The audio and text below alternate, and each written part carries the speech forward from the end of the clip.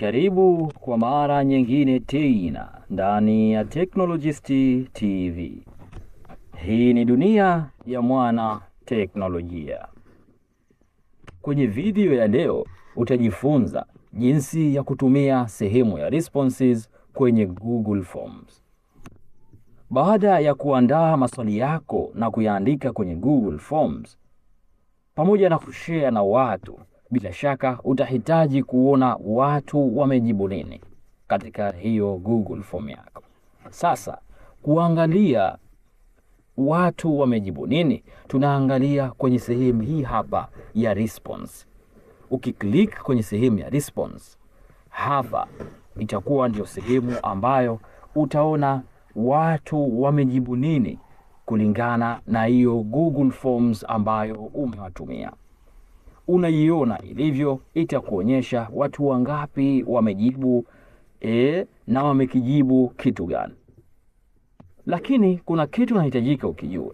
Ukiklik kwenye sehemu ya response, kuna sehemu nyingine ndogo ndogo unaziona ndani yake. Kwa mfano, kuna sehemu ya summary, kuna sehemu hapa ya questions, na kuna sehemu ya individual. Sehemu hizi tatu zote tutazielezea. Tunaanza na sehemu ya summary. Kwenye summary hapa bwana, majawabu yanakuwa yanaelezewa kwa mujibu wa muhtasari, yani kimuhtasari zaidi. Inakuja tu swali fulani, jawabu zake zilikuwa hivi, panakuwa na machati tofauti tofauti, lakini pia na graphs tofauti tofauti. Hiyo ndio sehemu ya summary na namna inavyofanya kazi. Kwa kila kitu kinaelezewa kimuhtasari tu, unawekewa michoro namna watu walivyojibu, unaoneshwa kwa magrafu, lakini pia unaoneshwa kwa machati tofauti tofauti. Hapa ndo kwenye sehemu ya muhtasari panavyokuwa, yani summary. Lakini kuna sehemu nyingine ya question hapa. Sehemu hii ya questions hapa inakuja jawabu zake au response zake kwa mujibu wa swali. Yani kwa swali fulani unaangalia response zake zilikuwaje. Kwa mfano kwenye swali letu la kwanza ili hapa unaona response zetu. Mtu wa kwanza amejibu mtu mmoja, Technologist Abdullah, lakini pia unaona kuna response nyingine huku imeandikwa Abdul Kaiza, ambaye naye ni mtu mmoja ambaye amejibu kwa response hiyo. Hivyo ndio inavyokuwa. Unaweza pia ukaangalia kwa swali jingine, ukaklik kwenye sehemu hii hapa ya drop down menu, ukachagua swali lako ambalo unahitaji kuona response zikoje. Kwa hiyo una click kwenye lile swali, unaangalia response za watu namna walivyojibu. Kwa hiyo unaona hapa wamejibu sema watu 3, 4, 5, na sisi watu wawili. Mtu mmoja amechagua vitu vitatu na mwingine huyo hapa peke yake amechagua kitu kimoja. Kwa hiyo response zake hapa zinakuja kwa mujibu wa swali. Unaweza ukaona kwa kuwa swali letu lilikuwa la option, ukaangalia zile options ambazo watu wamezichagua. Katika hizo walizochagua option zao wamewekewa option gani? Unaona hapa wamewekewa option ya sembe, ya pizza, wamewekewa option ya chicken. Kwa wewe mwenyewe na unavyotaka utaona vile namna ilivyo. Hebu tuhamie moja kwa moja kwenye sehemu ya individual. Hapa sasa unaona mtu mmoja mmoja kwa kile alichokijibu kulingana na swali.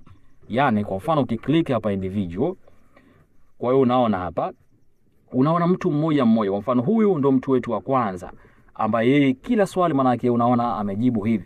Kwa hiyo hapa sasa unamuona mtu fulani amejibu nini kwenye swali fulani na swali fulani, kitu kama hicho.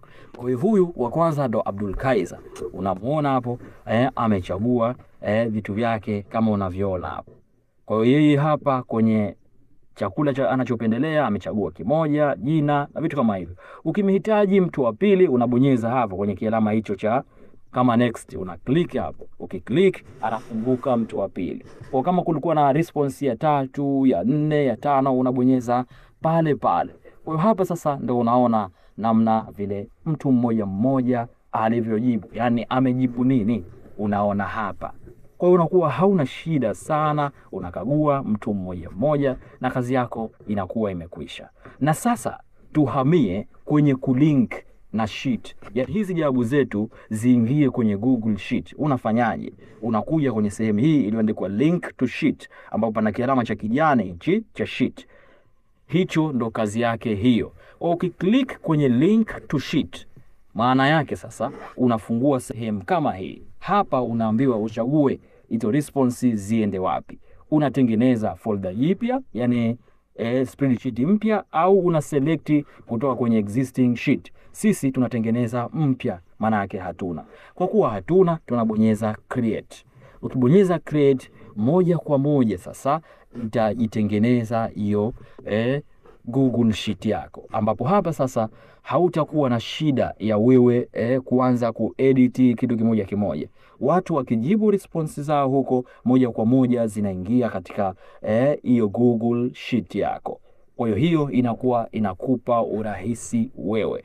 Hii bwana ni nzuri kwa wale walimu, kama unahitaji kufanya sijui masuala ya registrations, masuala labda pengine baadaye unahitaji ujitie formula upate grade na vitu vingine, hiyo inakuwa ni nzuri kwa ajili ya walimu. Sina mengi sana ya kuongea siku ya leo. Tukutane kwenye video ijayo, ambapo huko tutaelezea namna gani unaweza kuzizuia responses zisije tena, lakini pia namna gani unaweza kuset labda majibu yawe kwa muda fulani, au yawe mfano tarehe 1 hadi tarehe 2. Nikusihi tu usikose video hiyo. Usisahau kusubscribe, kulike, kucomment pamoja na kushare video zetu. Hii ni Technologist TV. Karibu tena. Bye bye.